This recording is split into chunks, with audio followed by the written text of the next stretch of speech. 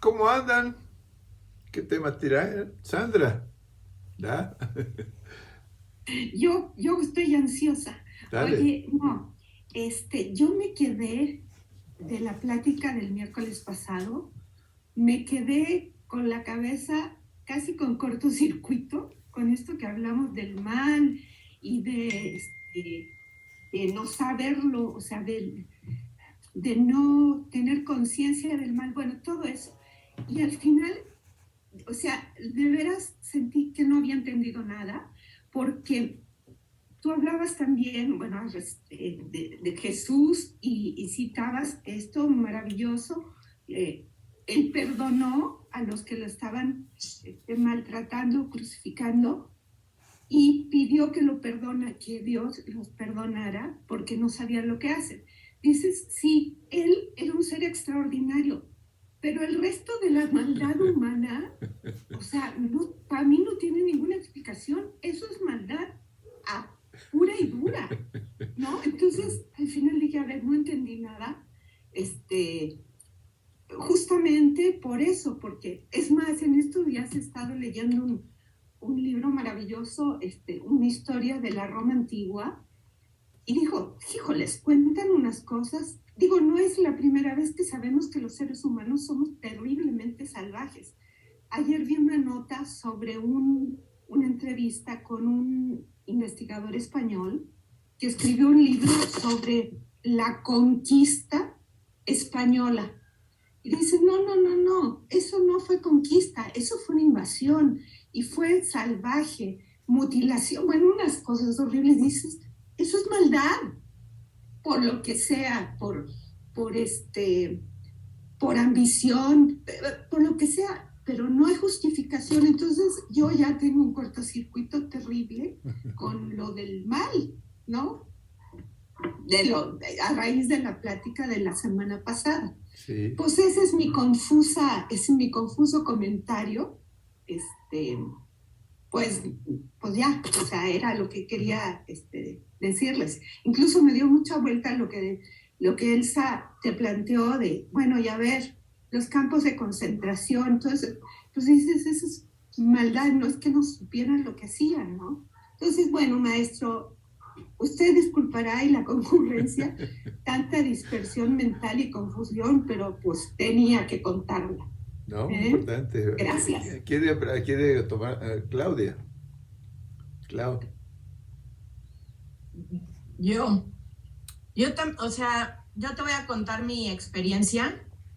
Yo también como que antes juzgaba y veía todo así como, pues sí, como bien o mal, hasta que entré a estudiar desarrollo humano y nos ponían muchas historias de violadores, pues de gente mala, ¿no? Entonces, y nos ponían la historia detrás de esa historia. Por ejemplo, no sé si vieron El Guasón, la última del Guasón. Bueno, si no la vieron, se las recomiendo, porque es la primera vez que yo escucho hablar. Antes todo el mundo odiaba al Guasón y el Guasón de lo peor y el Guasón y un odio y qué mal y cómo puede ser y todo, ¿no? Cuando te enteras de su historia, de cómo era su mamá, cómo lo engañaron, cómo lo violentaron, cómo de veras entendimos por qué era así el Guasón y fue la primera vez que yo escuché a mucha gente decir no, es pobre del Guasón, ahora lo entiendo, qué historia tan más fea. Y de verdad, cada quien tiene una historia atrás que los hace ser como son. Y muchas veces es por ignorancia, como decía Jesús, porque no saben lo que hacen, porque fue lo que se les introyectó, lo que se les dijo que estaba bien hecho. Esos nazis pensaron que estaba bien hecho, que eso estaba bien, porque así los educaron y así desde el principio. Y si tú te pones a ver todas las historias del mundo, los violadores, la mayoría, esto no quiere decir que yo los justifique y que diga que esté bien y que no puedan decidir sanarse, porque gente herida hiere personas, gente sana sana personas. Entonces, a esas personas algunas veces les llega un maestro, no sé, lo que sea, un psicólogo, un coach, un amigo, que los enseña a ver la vida de otra manera, ¿no? Que no tienen que seguir hiriendo personas porque ellos fueron heridos o violentados, ¿no? Entonces ahí a veces toman la decisión de reconstruirse y sanar ellos mismos para dejar de sufrir, ¿no? Pero si tú te pones a ver y te pones a investigar todas las historias detrás de las gentes malas, hay una historia muy fuerte de violencia. De hecho, Mercy hizo un trabajo, cuéntales, Mercy, de una psicópata, la primera asesina en serie de Estados Unidos, ¿no, Mercy? Sí. Sí, pues de hecho esta mujer se llamaba Aileen Wuornos. Fue justamente como dijo mi mamá, la primera mujer pues asesina en serie en Estados Unidos. Y pues sí, empezó, o sea, como, pues sí, o sea, a hacer favores sexuales en la calle, o sea, pero ya de adulta, pero de su niñez, o sea, la verdad es que yo investigué acerca de cómo había vivido su niñez y sinceramente yo me quedé impactada y fue muy fuerte leer tantos sucesos tan fuertes que pasó en su niñez que, no sé, como que me quedé así como de, no, o sea, ¿cómo pudo esta mujer pasar por tantas cosas y tan, pues sí, tan fuertes, ¿no? En su vida. Y pues sí, hasta vivir en condición de calle y casi no tener que comer y casi buscarse pues la vida pues sí, en estos actos sexuales con hombres que generalmente, o sea, la golpeaban, pues sí, la hacían menos y pues ella obviamente sentía pues mucho, pues sí, mucho odio. Justamente le faltó todo ese amor, todo ese apoyo en su vida, que simplemente pues hizo lo que ella sintió y por eso asesinó a 7 hombres a sangre fría porque pues realmente, o sea, ellos se aprovechaban de ella y ella pues no, o sea, instintivamente pues no se dejó. Entonces, sí, es muy, muy fuerte. De hecho, hay una película de su biografía, se llama Monster. La pueden buscar en YouTube y ganó esta Charlize Theron un Oscar por su interpretación, magnífica actriz, magnífica. Y justamente, no sé, se muestra todo pues sí, o sea, como que al final de la película te quedas reflexionando en cómo vivió esta mujer y en lo único que quería era amor y era apoyo y era alguien que la escuchara, alguien que la apoyara, que la comprendiera y que realmente estuviera para ella, ¿no? Realmente desde un amor profundo y desde de una sinceridad, ¿no? Entonces, sí, se la recomiendo mucho. Sí, a lo que voy es que estas personas no eligen ser malos. Las circunstancias de la vida y de sus padres y de su infancia los llevan a ser así. Entonces, está muy buena la película, está cruda, pero está muy buena. Igual si no han visto la del Guasón, la verdad que también es una muy buena película. Elsa, ¿tienes tu micrófono? Sí. No dudo de que todos los casos individuales tienen una historia atrás. Eso sin duda, ¿no? Es decir, se sabe, pues. Ahora, que 30 millones de nazis justifique yo que tienen una historia atrás, que todos fueron maltratados por su familia, no es cierto. Seguramente hubo familias muy buenas y eso. A mí me aclaró mucho cuando terminó Carlos diciendo, bueno, y los nazis y Pinochet y los militares, es decir, así como que todos pobrecitos, no. Pero me aclaró mucho cuando Carlos dijo, bueno, una cosa es la justicia de los hombres, es decir, claro que hay que juzgarlos, ¿no? Y claro que como justicia eso tiene que ir a la máxima expresión en cada país, ¿no? No puedo decir, hubo 30 millones que no sabían qué hacían y entonces masacraron a 20 millones de judíos en los campos de concentración, pero seguramente fue porque la familia no los quiso, ¿no? Bueno, es decir, pero sí, una cosa es lo terrenal, la justicia, que no la venganza, ¿no? Es decir, actuar, llevarlos a la ley y que se les haga un juicio y lo que sea. Y otra es, sí, en lo personal, cada cual puede llegar a perdonar en el caso de que haya sido objeto de alguna de estas cuestiones que son sociales, que no son personales, ¿no? Todo es social, pero bueno, estas grandes masas, a mí me parece que eso tiene que ir, en todo caso, cada uno. Hay historias, además, efectivamente, de judíos que perdonaron a los nazis y de nazis que se arrepintieron, pero bueno, pero eso es así otra cosa.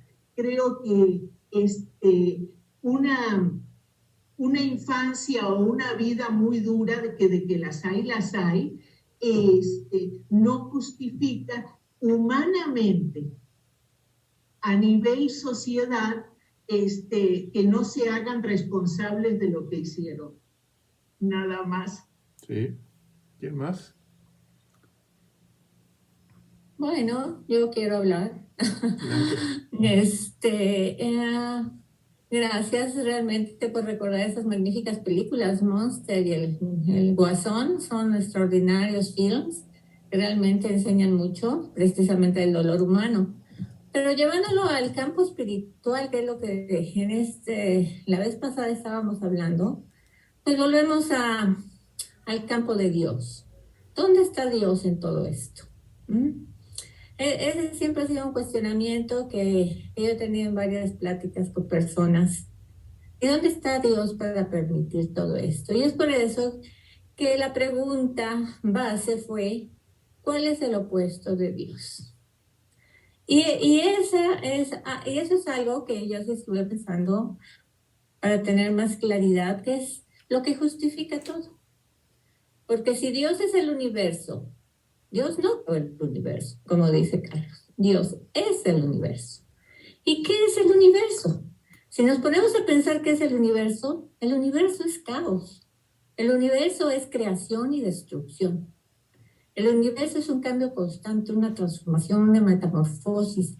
Es el explotar de estrellas, son los hoyos negros, son la vastedad de ese espacio que no tenemos una noción completa de lo que es. Y realmente en eso nos hemos perdido, porque en realidad Dios, si es todo, Dios es creación y Dios es destrucción. Dios es el bien y el mal, pero así está hecho para encontrar un balance en todo lo que significa el cosmos. Si no fuera así, yo no podría entender ni la vida ni la muerte, porque en realidad, como el otro día también planteó Carlos, dice, ¿para qué me aferro a la vida? ¿Realmente cuál es el objeto? ¿Por qué si sabemos que nos vamos a morir? Porque todo nace y muere, porque todo se transforma. Y nacer y morir es la misma cosa, y el bien y el mal es la misma cosa. Y la creación y la destrucción es la misma cosa, y la misma cosa es Dios mismo. Eso es lo que quería yo decir. Gracias. Bueno, muy intenso, estuvo bueno. Muy intenso, es interesantísimo. Fíjense, es interesante, ahorita me estaba pensando, es que hay muchos puntos. En el Tao Te Ching hay una parte muy, muy interesante que dice, a ver si recuerdo bien, dice, el bien y el mal es lo que valoramos y tememos. Sin embargo, lo que valoramos y tememos está solo dentro de nosotros mismos. ¿Qué quiere decir esto? Pregunta en el Tao Te Ching.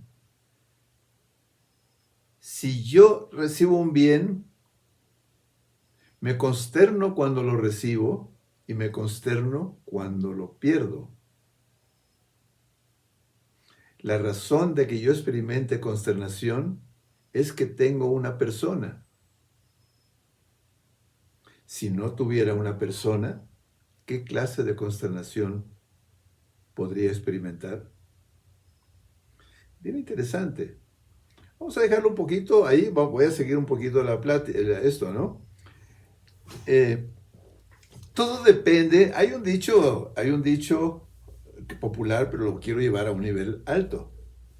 Nada es verdad ni mentira, todo es según el color del cristal con que se mira.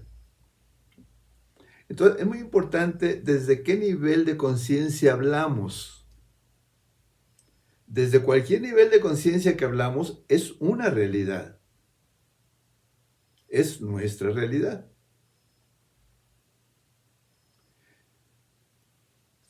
Depende de lo que nosotros hagamos. O sea, nosotros no podemos escuchar, por ejemplo, las palabras, que es lo que tenemos ahorita conocido, pues es la parte de la Biblia del conocimiento de Jesús como personaje. Quiero repetir que cuando hablamos aquí de Jesús o de su palabra, todo, no hablamos de religión en ningún momento, de ningún tipo de religión, de un personaje.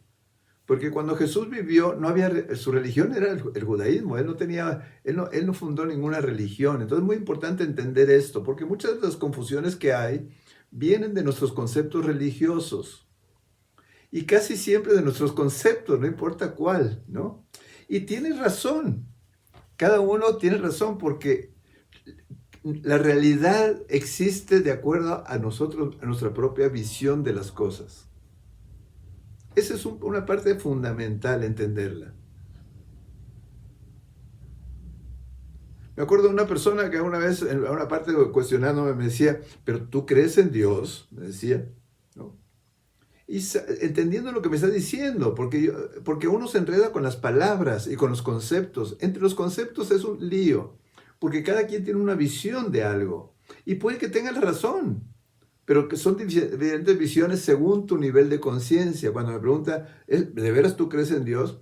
Pues yo le digo con toda honestidad, bueno, en el Dios que tú no crees, yo tampoco creo. Porque no sé de qué estás hablando, ¿no? ¿Verdad? Entonces es muy importante esto, porque todo depende de nuestro nivel de conciencia. Y desde dónde estamos hablando. Lo que está diciendo Elsa, pues es totalmente, o sea, una cosa es, ¿qué estás hablando tú? A un nivel, un acto humano puede tener, ¿qué es la verdad realmente? Hubo una película muy interesante, ya que les gusta a todos, por lo que veo, mencionar películas, hubo una película muy interesante y muy vieja, que se llamó Rashomon. Rashomon es una película muy interesante, japonesa, ¿no? En esa película hay una presencia de una violación, de un asesinato, una violación, ¿no? Y ese hecho lo contemplan en la película, varias personas contemplan ese mismo hecho. Cuando retoman toda la película, se trata de la versión de cada uno que estuvo presente en ese hecho. Y cada uno cuenta una historia por completo distinta de un mismo hecho. ¿Cuál fue la verdad? ¿Cuál fue la verdad de ese hecho? ¿No? Es lo que plantea esa película, fundamentalmente, Rashomon, ¿no? Esa darnos cuenta, primero que nada, que nuestra realidad la formamos nosotros, de acuerdo a nuestros sentidos de percepción y nuestros sentidos de entendimiento. Nuestro sentido de percepción es más o menos igual para todos nosotros. Más o menos. Unos tienen mejor vista que otros, pero más o menos es lo mismo, ¿no? Es decir, tenemos un margen de captación de nuestros ojos de lo que es el espectro solar, lo que se llama el arco iris, del rojo y el violeta. Y no vemos más. No vemos más. Si cualquiera de nosotros, por una mutación genética o por una mutación curiosa de ciencia ficción, pudiéramos percibir el infrarrojo o el ultravioleta, nomás un pequeñito, porque la gama de vibratoria que existe en nuestro entorno es infinito, porque los rayos, nosotros vemos la gama que va del rojo al violeta, nada más, los colores primarios, ¿no? Cuando se descomponen el arco iris. Pero después del rojo sigue el infrarrojo y sigue mucho más, y sigue rayos X, y siguen esto, y sigue, y por el otro lado también, ¿no? Entonces, si nosotros pudiéramos ver un nivelito siguiente, no todo, digamos, nuestro límite se limita en la vibración de frecuencia que llamamos rojo. Si pudiéramos ver el infrarrojo, el mundo que vemos sería radicalmente distinto. Como si nos hubieran llevado a otro planeta. ¿Ven? Es importante entender todo esto, porque esto es lo que está diciendo el Tao Te Ching en esa parte, ¿no? El bien y el mal es lo que amamos y lo que tememos. Sin embargo, lo que amamos y tememos, lo que valoramos y tememos, está dentro de nosotros mismos. Es muy importante porque depende de qué nivel de conciencia estamos hablando. Una persona que mató a alguien es una persona que cometió un acto delictivo. Punto. ¿No? Es un acto reprobable y merece un castigo determinado. Seguirá un juicio. ¿Qué complejidad habrá dentro de esa persona que está mencionando Claudio, que está mencionando Elsa, que está mencionando Mercy, que estamos mencionando? Toda la complejidad que puede haber, pues es enorme. Pero ¿cómo puede? Pues eso, la justicia humana, la visión humana, juzga el hecho en sí mismo. Es posible que en el juicio de una persona se llegue a la conclusión de que es un enfermo mental. Y a lo mejor lo que van a necesitar es ser recluido en una institución, ¿no? Pero de todas formas, es un acto reprobable desde el punto de vista social, desde el punto de vista humano, ¿no? Entonces, por eso depende en qué niveles estamos hablando de todo, ¿no?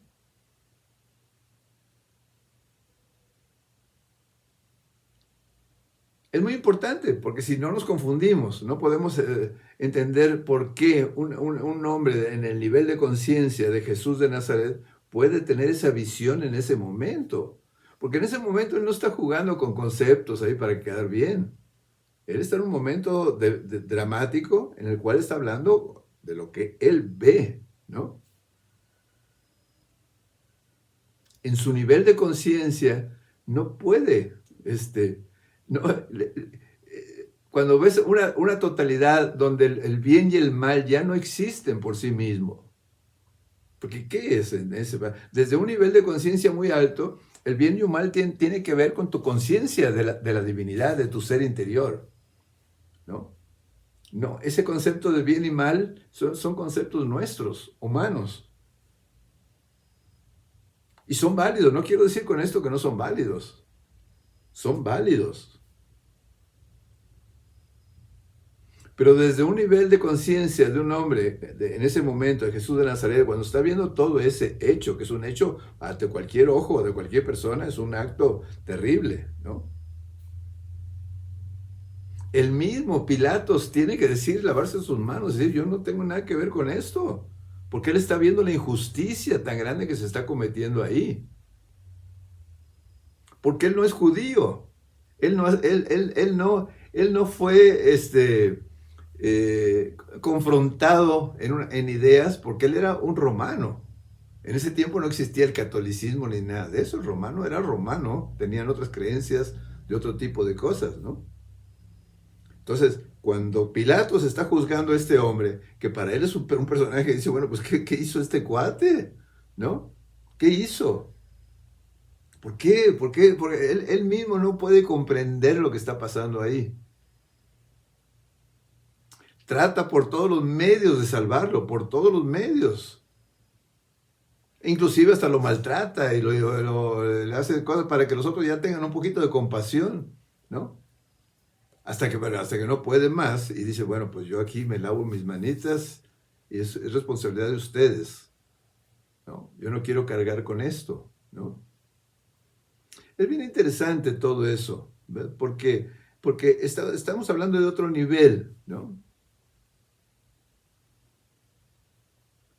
Entonces, esto que estamos planteando aquí, ¿no? Sí, podemos pasar mucho tiempo en ese nivel, ¿no? Precisamente por eso es el trabajo espiritual, precisamente por eso. Porque solamente uno puede, es como un avión que va volando y le llega de repente una tormenta tremenda. Y el avión va volando en medio de la tormenta, pero moviéndose y en un peligro tremendo, zarandeado por las circunstancias de la tormenta. El piloto, si puede en ese momento, va a levantar el nivel del avión arriba de las nubes. Y en el momento en que subió arriba de las nubes ya no hay tormenta. Ya no hay tormenta. Es una metáfora del camino espiritual. Todas nuestras contradicciones, todas nuestras cosas en que estamos constantemente entre el rechazo y la aceptación, entre esto es malo, esto es bueno, esto quiero, esto no quiero, este no es bueno, este sí es bueno. Estamos juzgando siempre en una polaridad de bien y mal, porque estamos metidos en la tormenta.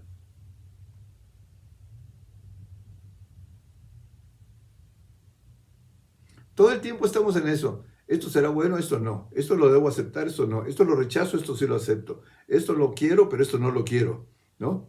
Esto es bueno y esto es malo. ¿Ves? Estamos constantemente en eso, ¿no? Como el avión en la tormenta. El desarrollo espiritual es exactamente eso, es una metáfora, ¿no? Si levantas tu nivel de conciencia más alto, arriba de las nubes, arriba de las contradicciones, de las tormentas de las contradicciones, ahí está el sol espléndido, no hay contradicción.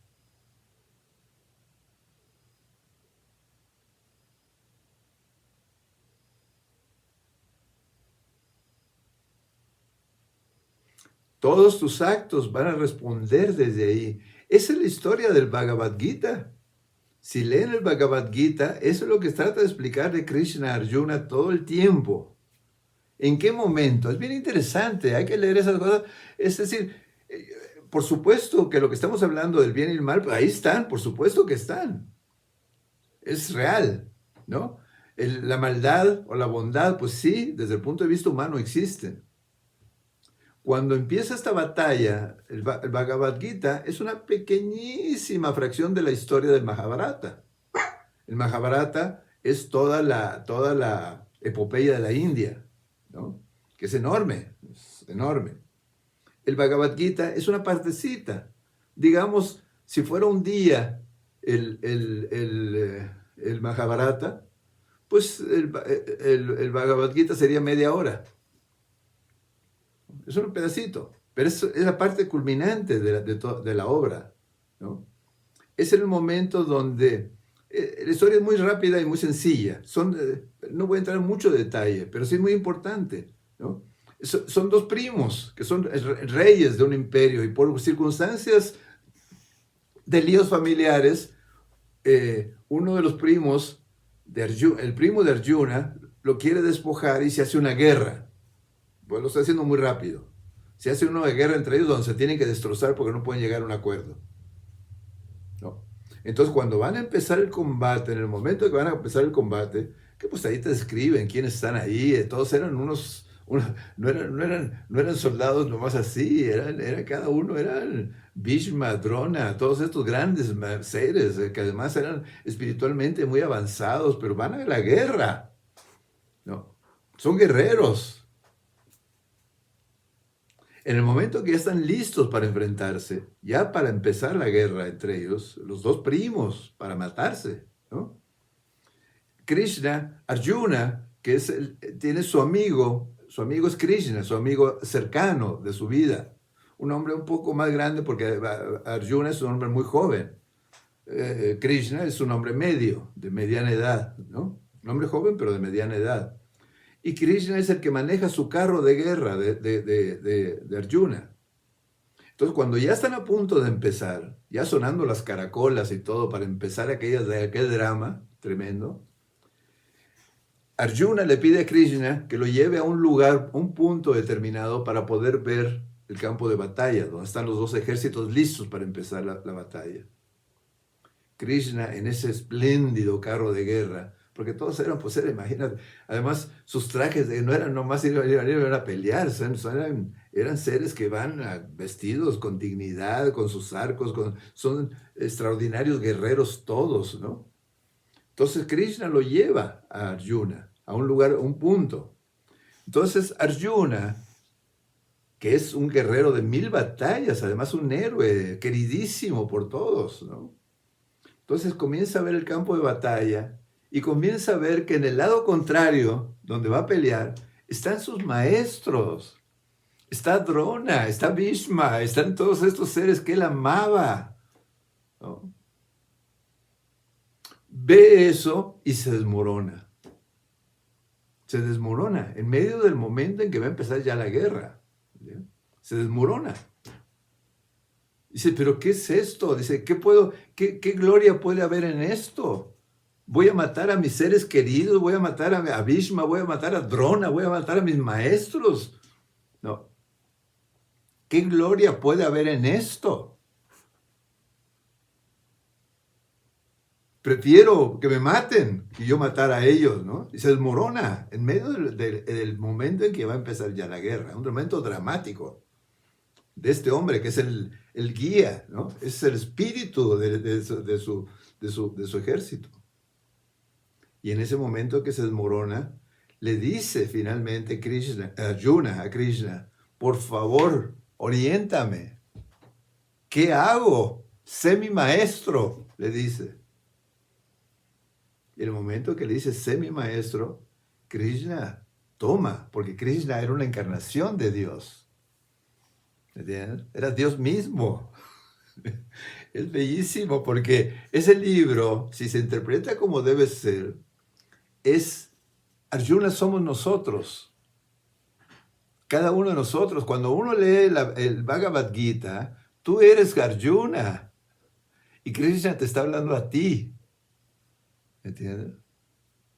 A ti. Es el diálogo de Dios con el ser humano, contigo, conmigo.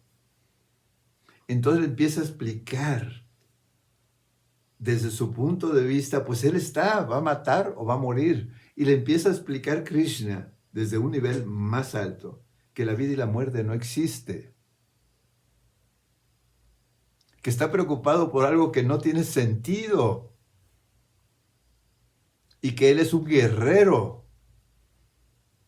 ¿Ves? Empieza todo el libro, todo ese párrafo del Bhagavad Gita, es explicarle todo esto en una forma bellísima para llevarlo a un nivel de conciencia más alto, de cumplir su deber sin mirar si es mal o es bien. ¿Entiendes? Es su deber, es un guerrero. ¿No? Es muy interesante, no tan fácil así de repente de entender todo, ¿no? Pero tiene que ver con esto también. El levantar tu conciencia para ver tu cotidianidad de otra manera. Aún la muerte misma, verla desde otro lugar. Eso que estamos hablando aquí es el centro y el objeto central del camino espiritual. Ese. Levantar tu nave en la tormenta arriba de las nubes. Eso es la metáfora más hermosa del desarrollo espiritual. ¿La tormenta de qué? De nuestras contradicciones de todo el tiempo. Estamos todo el tiempo en una contradicción, todo el tiempo. Esto sí, esto no. Esto sí me gusta, esto no me gusta. Esto es bueno, esto es malo. Esa es nuestra realidad, ¿no? El camino espiritual, el desarrollo espiritual que nosotros estamos compartiendo a través de la meditación es levantar tu nivel, levantar tu nivel, levantar tu nivel. ¿Ves? Hasta que empieces de verdad, como dijimos, a ver a Dios en todo. En todo significa en todo. ¿Ves? El bien y el mal es lo que valoramos y tememos. Y sin embargo, lo que valoramos y tememos está dentro de nosotros, dice el Tao Te Ching. ¿Qué quiere decir esto? Si recibo un bien, me consterno cuando lo recibo y me consterno cuando lo pierdo. La razón de que experimento consternación es que tengo una persona dentro. Si no tuviera una persona, ¿qué clase de consternación podría experimentar? No importa si lo entendemos ahorita un poquito sentir lo que estamos diciendo, ¿no? Un poquito, ¿no? Porque eso nos da la diferencia de todo. De nosotros mismos, de vernos a nosotros mismos de otra manera, ¿no? ¿Quién puede juzgar a un tigre que mata a un venadito para comerlo? ¿Quién puede juzgarlo? Claro, se puede decir porque quería comer. Ese es su motivo, pero lo mató. Pero ahí no hay una persona dentro, ¿no? Entonces no hay contradicción. No mata con el dolor de que va a matar, ni se alegra porque va a matar. Porque no hay una persona dentro.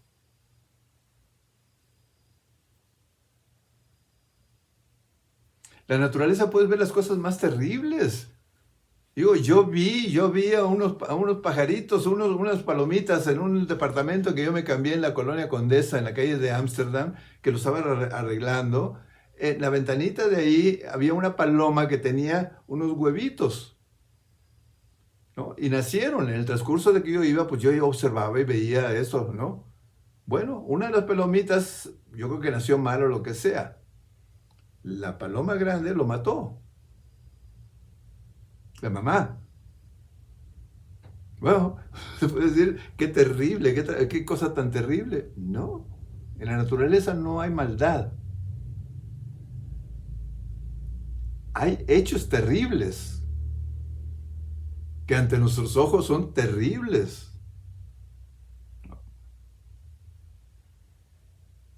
Pero no hay maldad.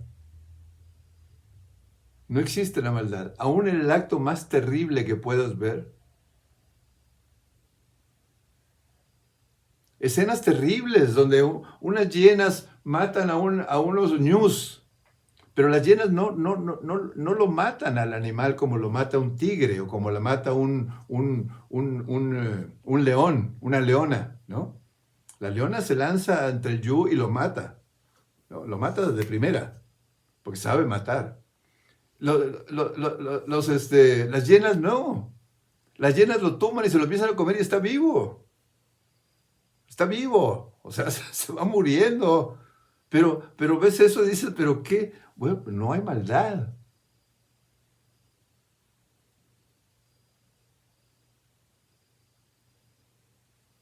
No hay un acto de maldad en la naturaleza ninguno, ni los más terribles que pueda haber.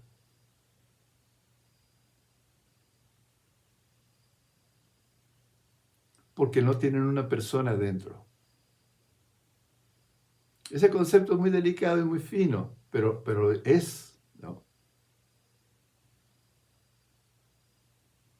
Por eso a mí me llama la atención cuando platico estas cosas, cuando observo estas cosas, cuando observo la naturaleza, porque me encanta observarla, cuando veo los pajaritos aquí, todo el relajo que arman y todas sus cosas y todo, ¿no? Sinceramente, parece una ironía, pero sinceramente yo digo, bueno, no cabe duda que todo el universo está en evolución, eso es obvio, ¿no? Eso es una ley, además pues, científicamente probada y lo que sea, la ley de evolución, ¿no? Entonces yo cuando veo estas cosas que estoy contando, lo que veo, pues digo, bueno, ¿será que la evolución será de los pajaritos a nosotros o de nosotros a los pajaritos? No lo sé. O sea, en la evolución tendremos que llegar a ser pajaritos o los pajaritos tendrán que llegar a ser nosotros, ¿no? Porque de alguna manera, fíjense que las enseñanzas de los grandes seres estos, ¿no? Siempre te hablan de la inocencia, siempre te hablan de ser como un niño, de siempre. ¿A qué se refieren con eso? En un niño que empieza a actuar donde todavía no le hemos metido conceptos, no tiene una maldad. Tiene una curiosidad tremenda y puede destrozar algo, pero es una curiosidad. No es una maldad. Ya después entrarán otros conceptos, cuando el niño comienza a tomar conceptos de la vida y actuar de acuerdo a conceptos, no en cuanto a su parte primaria, ¿no? ¿Cómo nos hablan todas estas enseñanzas de lograr esa inocencia, de lograr ser como niños, ser como los niños, porque de ellos es el reino de los cielos? ¿A qué se refiere? Ya no podemos hacernos chiquitos. ¿A qué se refiere cuando nos invita a ser como niños, porque de ellos es el reino de los cielos? ¿A qué se refiere? Ninguno de nosotros, pues ya por más que quisiéramos, ya no podemos llegar a ser niños. ¿Pero a qué se refiere? A esa parte interior de pureza. Ahí no existe la maldad. Nunca podría luchar, ni siquiera discutir, si se encontraran en la historia, en un café, Lao Tse, Jesús y Buda. ¿Qué iban a discutir? ¿Iban a discutir teorías, conceptos? ¿Iban a discutir sobre Dios si existe o no existe? ¿Iban a discutir si uno dice una cosa y otro dice otra cosa? No. Porque el desarrollo espiritual profundo es que caigan como hojas viejas del otoño todos nuestros conceptos.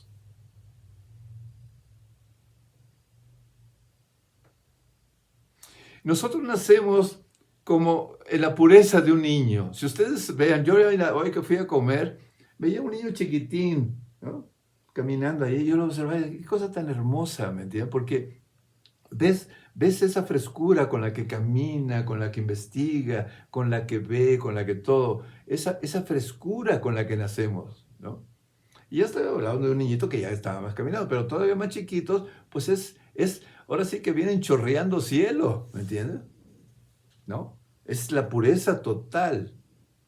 Entonces, ¿qué es lo que pasa con ese bebé? Yo no estoy diciendo que esto sea malo, porque estamos hablando ya de quitar estos conceptos, ¿no?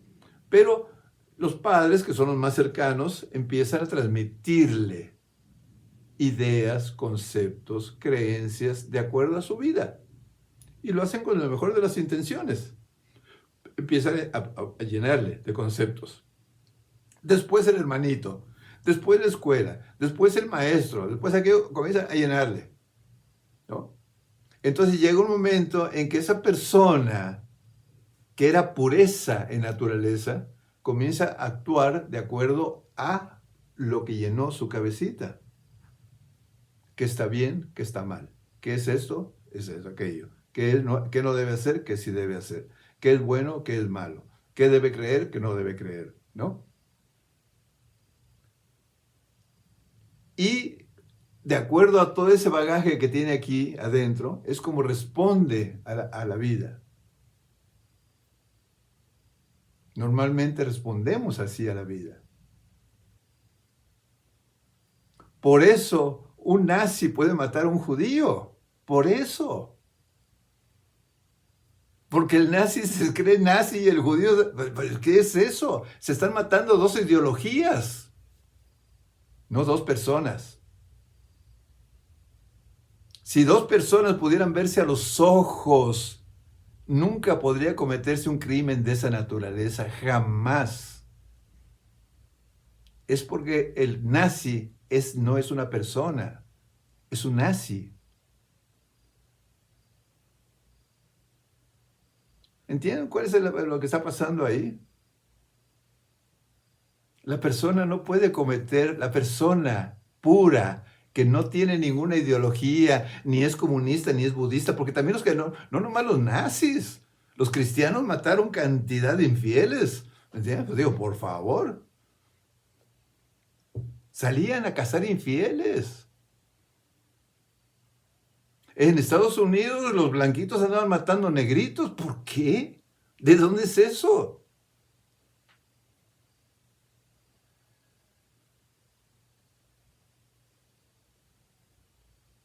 Cuando uno empieza a levantar su nivel de conciencia, empiezas a desaparecer las diferencias, a esfumarse. Ya no ves a las personas como blanco, negro, rojo o amarillo. Ya no ves a las personas como católico, protestante, judío o maometano o budista. Ya no. Cuando alguien te dice yo soy budista, dices, bueno, está bien. Qué bueno que nació Buda, porque si no, ¿qué serías? ¿No? Está bien, es una etapa de la vida. Se identifica con una creencia que le sirve y se acomoda y se pone ese saco, aunque le quede grande o lo que sea, o apretadito, pues se lo pone, ¿no? Una persona con una conciencia elevada no puede ser budista, ni cristiano, ni católico. No. Buda no era budista. Lao Tse no era taoísta. Jesús no era cristiano, por favor. Esas etiquetas no las ponemos nosotros a través de nuestra vida. El desarrollo espiritual es como el otoño en los bosques de maple. Se comienzan a caer todas las hojitas amarillitas, rojitas, se empiezan a caer para quedar desnudos. Porque solamente desnudos de conceptos y de creencias podemos entrar en el reino de los cielos. Solamente desnudos de conceptos. Estoy llevándolo a su extremo, para que quede claro, ¿no? Porque todos estamos en un camino y todos estamos en un camino bien, ¿no? Estamos caminando. No hay puertas cerradas para nadie. Estoy diciendo estoy exagerando algo para entenderlo un poco más, ¿no? Ven entonces lo que llena eso. El mal y el bien tiene que ver con eso. Cuando esa persona me pregunta, pero ¿de veras tú crees en Dios? ¿Qué le puedo decir? Tendría que empezar a ver, explícame tú, ¿qué? ¿En qué es lo que tú no crees? Porque ¿de qué estamos hablando? Yo dije, pues sí, en el Dios que tú no crees, yo tampoco creo.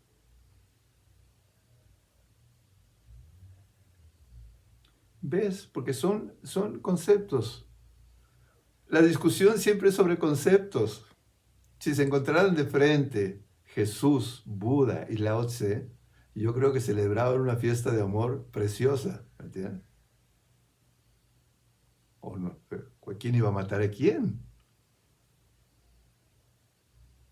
Son cosas de ignorancia enorme. Eso que plantea con tanta claridad Elsa, ¿me entiendes? Esta parte, pues, obvia, porque es una parte histórica muy conocida, ¿no? Es un producto de la ignorancia total.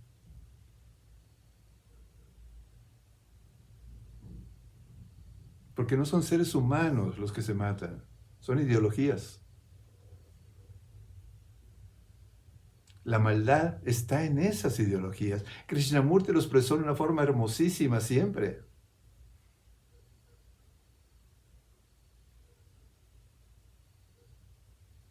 Ya cuando uno se presenta y te dice, yo soy, ¿qué? Pongan lo que quieran. Yo soy maometano. Pues imagínate, estos maometanos que andan matando ahí porque hicieron una caricatura o lo que sea. Pues digo, ¿de dónde viene eso? ¿Me entiendes? ¿No? Se ponen a matar en una forma terrible, en una calle, a meter un camión y matar gente porque hicieron una caricatura.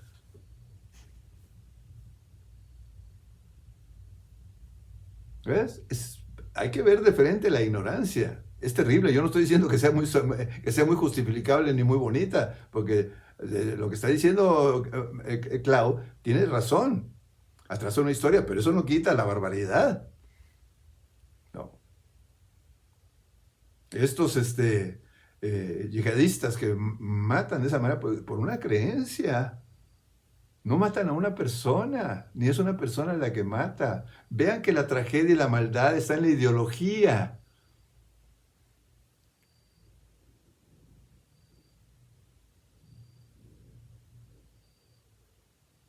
En la ideología que sea lo que sea, unos se mataban porque eran españoles y otros eran alemanes. ¿Qué es eso?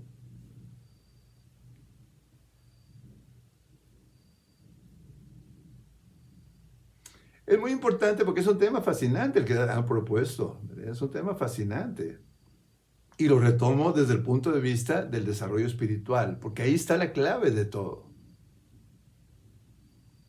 De ahí está la clave. Por eso es tan importante el trabajo espiritual. Tan importante. Es la única forma. Porque puedes saltar de una ideología a otra y ser un converso de no sé qué, pero al rato estás matando del otro lado. ¿Pero cómo?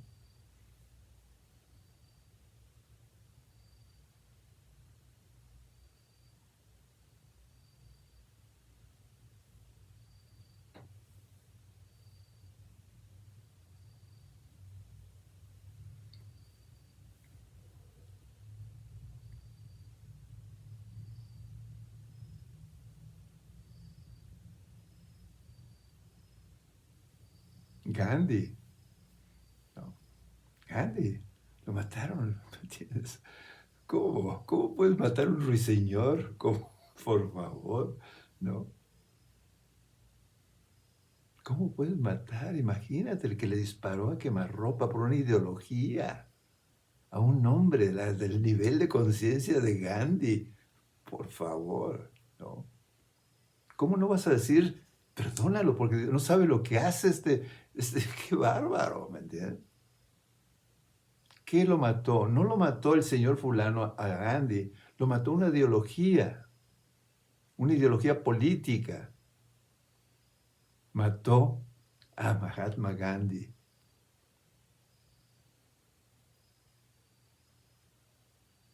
Mató a un ruiseñor.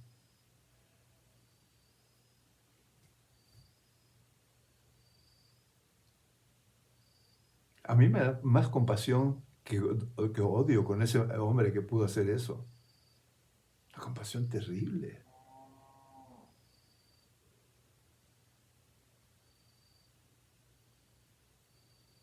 Cuando el rey de España, por deporte, mata a un elefante, dices, pero por favor, no. Claro que es un ser político que lo juzga la sociedad, pero en el fondo, qué ignorancia tan grande.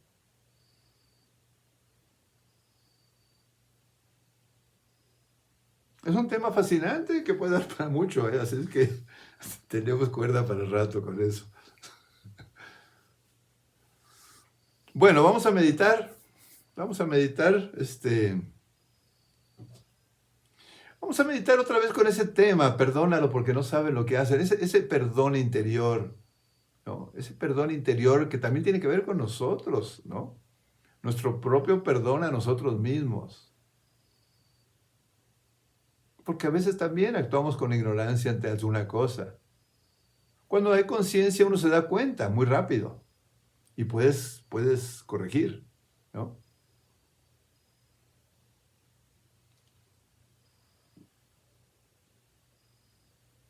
Vamos a meditar, si quieren tomar un lugar cómodo, si quieren pararse un momentito.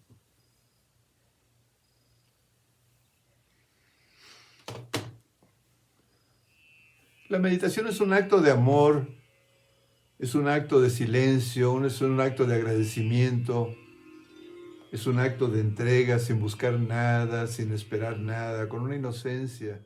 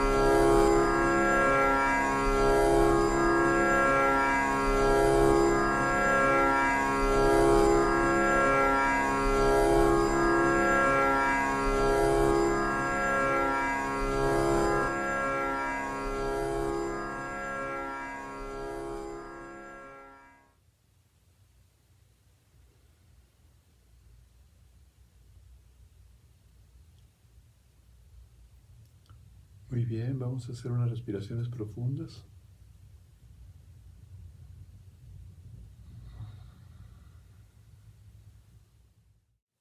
Cuando estén listos pueden abrir sus ojos. Muy bien, ¿cómo están? ¿Cómo se sienten?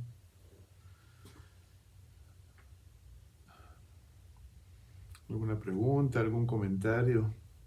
Tuve una meditación muy linda y me empezó a venir hacia la cabeza todo. ¿A quién tenía yo que perdonar, no? Entonces fui recorriendo toda la gente que de alguna forma siento yo que me debía algo, me hizo algo y todo. Y fue muy linda la meditación. Y después, pues me quedé como súper increíble, ya no me acuerdo.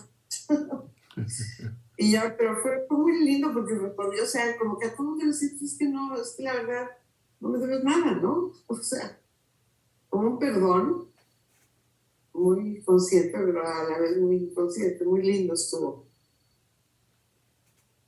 Ahí se los comento, ¿no? Qué bonito, sí. Sí. Gracias. ¿Tienes algún comentario? Sandra. A mí también fue una meditación muy linda y me tranquilizó mucho. Fue como una quietud después de todos los enredos que expresé al principio. O sea, no tengo la clave, pero fue como ir relajando, soltando. Y una cosa padrísima que me llevó todo el proceso de la meditación fue la imagen de surcar la tormenta y subir hacia la luz, hacia el sol. Fue como mi hilo conductor durante toda la meditación y me quedé feliz. Gracias. Sí, es bueno seguir la ruta del avión. Sí. Bonito, Kiki. Hay una palabra muy linda en sánscrito que describe ese estado, ¿no? Es una palabra que en sánscrito es un idioma, bueno, yo no lo conozco, pero lo que poco que he visto y todo, es un idioma hecho especialmente para estos conceptos muy elevados que uno necesita casi un libro para explicar, ¿no? Son palabras, a veces palabras hermosísimas, como la palabra Satchitananda, ¿no? La palabra Satchitananda es una palabra hermosísima que describe precisamente ese estado, ¿no? Está compuesta de tres Satchit Ananda, que significa Sat, existencia, Chit, conciencia, Ananda, dicha. Existencia, conciencia, dicha. Ese es el estado natural de nosotros, es cuando podemos subir arriba de las nubes. Satchitananda.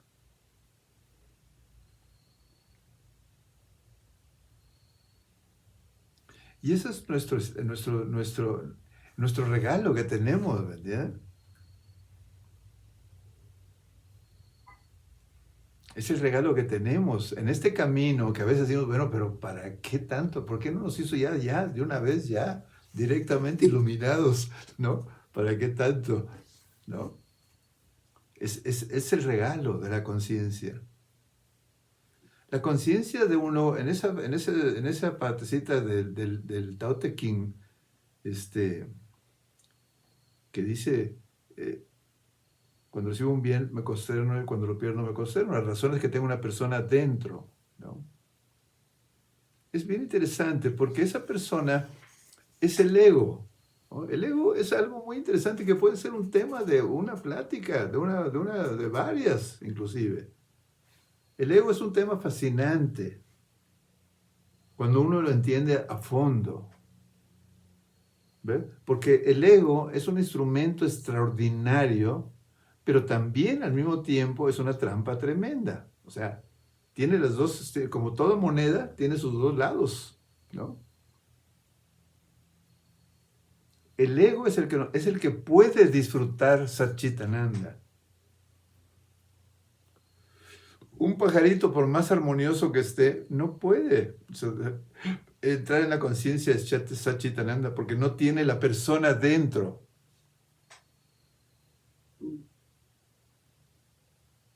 Nosotros tenemos la persona dentro.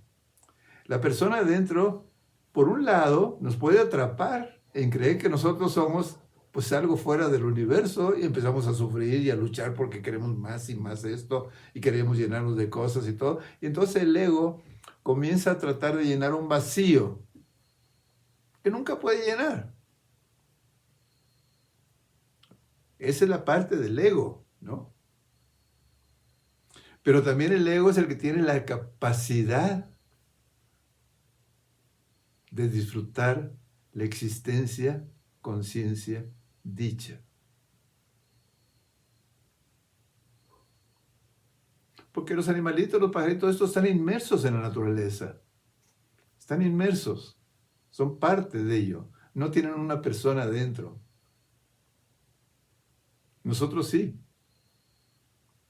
Esa persona nos puede atrapar en una tormenta de abajo tremenda. Nos puede dar una sacudida que tremenda, ¿me entiendes? O sea, esa persona es la que puede ir por la tormenta, pero también es la que tiene la capacidad de lo que está diciendo Sandra, de repente levantar tu nivel arriba. Uf. Es la persona que tenemos dentro. El ego es el que tiene esa doble, ¿no? Nos atrapa en nuestra conciencia de individualidad, nuestra conciencia de separación. ¿Ves? Porque es un esfuerzo de la naturaleza, de alguna manera, en la evolución, ¿no? En la evolución de las especies, todo va de un reto, vencerlo, reto, vencerlo, reto, vencerlo, reto, vencerlo. Pero en la última etapa de nosotros como ser humano, no es la naturaleza. Ahí hay un acto personal de decisión, ¿no? De levantar el avión arriba de la tormenta. Y nuestro regalo, que somos una semilla de eso, ¿no? Las semillas son eso. La semilla contiene una semilla ¿de qué? De aguacate. Contiene el árbol de aguacate completo, la semilla. Pero tiene que morir. Tiene que dejar de ser semilla. Esa es la parte nuestra de un momento de la vida. Nos va. Que invertimos nuestro capital de tiempo en una apuesta, en un blanco o en un rojo y negro en la ruleta de ¿cómo se llama el lugar este? De Las Vegas. ¿Verdad, Kiki? El casino, sí. El casino. Digo a Kiki porque le encanta a Kiki. Es una gran jugadora, buena. Sí, buena. Y ahora está jugando también una apuesta. Kiki también. Ahora es una apuesta espiritual. Y como es buena jugadora y buena apostadora, es una apuesta que hacemos. En el Bhagavad Gita, cuando le está explicando Krishna a Arjuna todo esto, de repente Arjuna pues ya dice, oye, pues eso está dificilísimo lograr lo que tú me pides, Krishna. La mente es como un elefante, le dice, de indómito. Es como tratar de dominar el viento, le dice Krishna, Arjuna a Krishna cuando le está diciendo controlar tus cosas, ¿no? Es casi imposible, ¿no?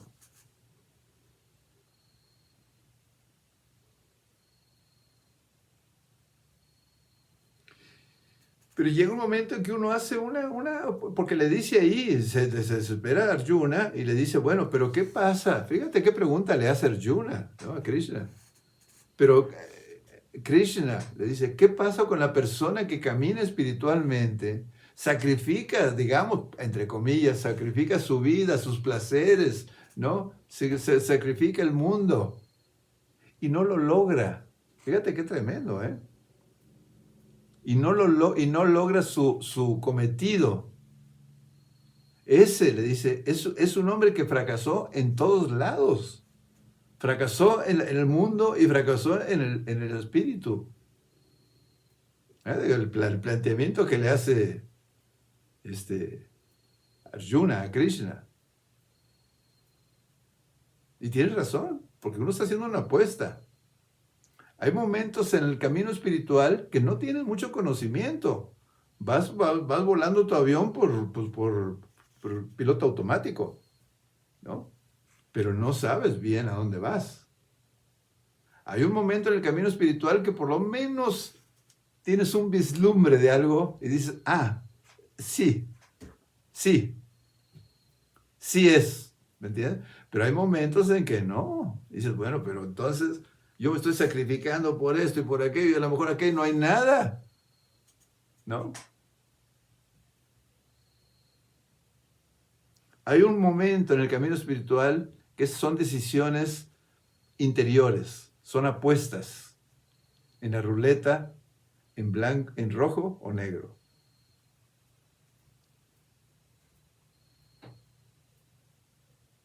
Y si continúas y tienes en algún momento la suerte de tocar, entonces dices, sí, falta mucho, pero ya sé. Como esa carretera, ya lo he contado, la carretera de Acapulco, la antigua, la vieja, no la autopista del Sol, ¿no? Curvas y el cañón del Sopilote y no sé qué tanto rollo, ¿no? Y había un momento en la montaña que subías y veías el mar, ¿no? Todavía te faltaban como 20 kilómetros. En Tierra Colorada. En Tierra Colorada. Ahí veías el mar. ¡Uf! Sí, ahí está el mar. Hasta lo olías casi, ¿no? Pero todavía tenías que bajar otra vez y entrar a la Tierra Colorada y a todo esto todavía antes de llegar al mar. Es lo mismo en el camino espiritual. De repente tienes un vislumbre. ¡Pum! Ahí está. Tienes un toque de Satchitananda, ¿no? Eres por un segundo Satchitananda.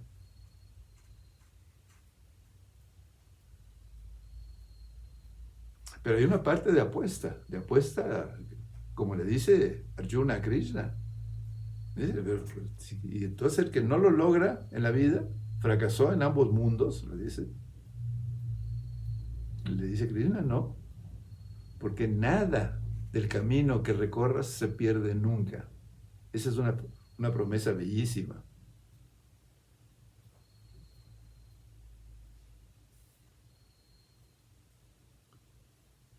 Es nuestro juego, ¿eh?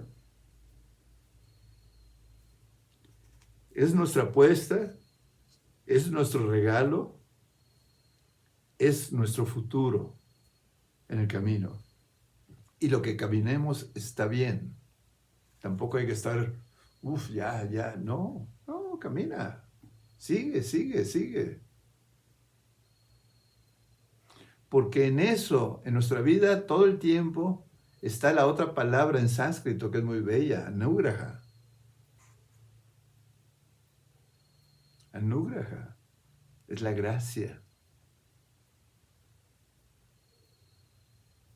Nunca, aunque parezca que a veces estamos solos, en algún momento difícil, muy difícil, que todos hemos vivido alguno en la vida. Aun cuando sientes que estás solo, que te faltan las fuerzas, que pierdes el optimismo, que dices, ¿y para qué? Aún en los momentos más oscuros, la gracia penetra y te va a tocar. ¿Verdad, Lilia?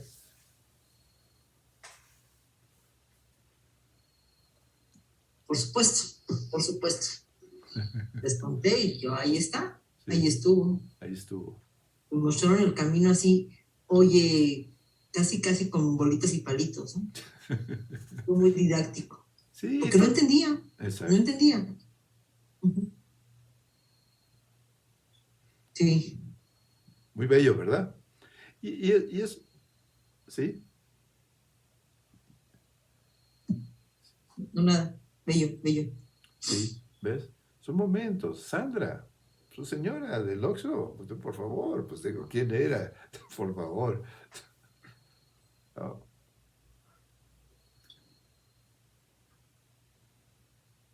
todos tenemos eso y lo sabemos. Los momentos más oscuros. Como ese cuentito de que iban en la arena caminando con Dios. No me acuerdo cómo eso lo han de conocer ustedes, ¿no? Sí, claro. ¿No? ¿Verdad? Sí, Cuéntalo.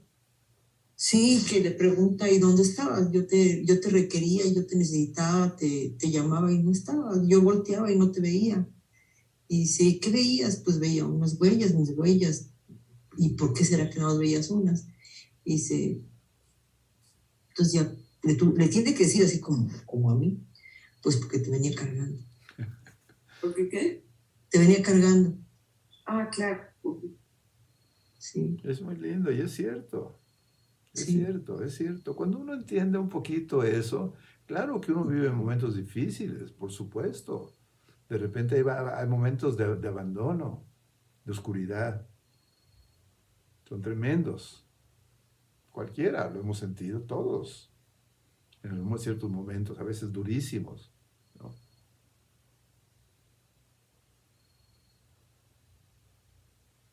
Pero hay de repente esos momentos, ese toque, ese algo que salió ahí, esa persona que te dijo, esa persona que te abrazó, esa persona que te tocó, esa persona que se cruzó, ese libro que leíste, en esa frase el que leíste, ¿no? Ahí está.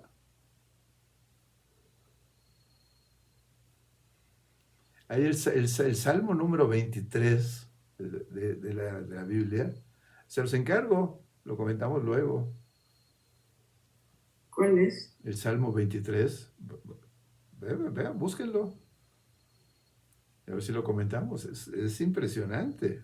Yo lo podía buscar ahorita, pero ya no tenemos mucho tiempo, ¿no? El Salmo 23 es impresionante.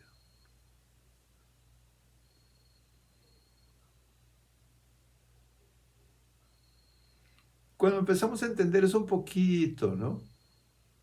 Cuando alguien te da una cosa tan así, Alicia ajá, se va, se despide Alicia. Cuando sentimos eso y sabemos eso,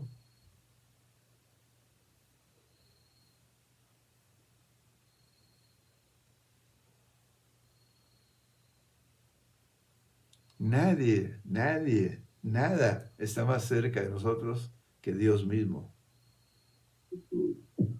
Nada.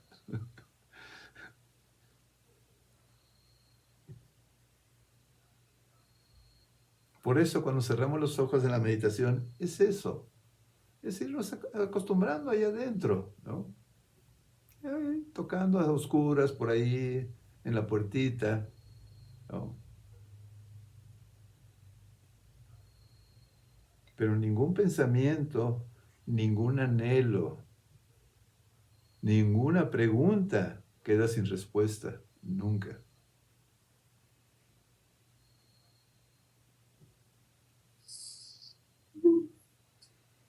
¿Alguna cosa que quieran comentar?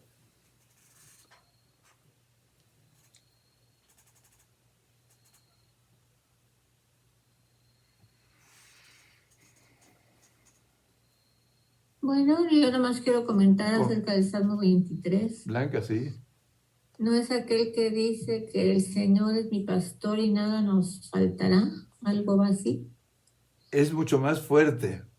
Sí, claro. Es mucho Pero más. es parte de... No, es impresionante el Salmo 23. Es impresionante. Yo no lo tengo ahorita aquí a la mano, si no, no es tan largo. Pero es impresionante. Es en serio. Búsquenlo. Y lo Búsquenlo. comentamos. Búsquenlo y lo comentamos.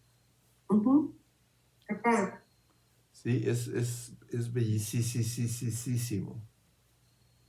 Y hoy también les hago otra recomendación que hoy lo volví a ver por ahí. Una vez lo subí en mi Facebook. Hay un pequeñísimo grabación en YouTube. Algunos lo han de haber visto, de un enorme cóndor bellísimo que en los Andes, un grupo de personas, como 20 personas, van a soltar a uno que rescataron herido y lo liberan. Por favor, véanlo y véanlo con detalle, todos los movimientos y las expresiones del cóndor antes de volar. Sí, que no se quiere ir, ¿no? Está volteando a ver a los que lo están liberando, a los que lo cuidaron. Se está despidiendo con una belleza, con una realeza de ese animalazo, unos 3 metros o 4 metros de alas, ¿no? Cóndor impresionante, ¿no? En un momento de su liberación. Es una joya que no dura más de 2 o 3 minutos. Ojalá lo puedan ver. Yo lo pude ver el otro día. Yo lo vi como 20 y tantas veces, ¿no? Me fascinaba estar viendo las pequeñas expresiones de intensidad de ese animal en el momento en que sabe que ya está libre. Pero está agradeciendo, despidiéndose de toda esta gente que lo cuidó, que lo rescató y que lo está liberando, ¿no?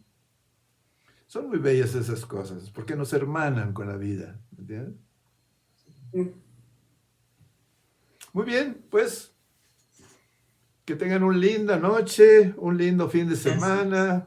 Gracias. Gracias, Sí. Carlos. Que sea nuestro Dios a compañero todos. Sachitananda. Abrazos, Hasta luego. bye. Hasta luego. Gracias. Adiós. Gracias. Mercy, gracias, Clau. Gracias a ustedes.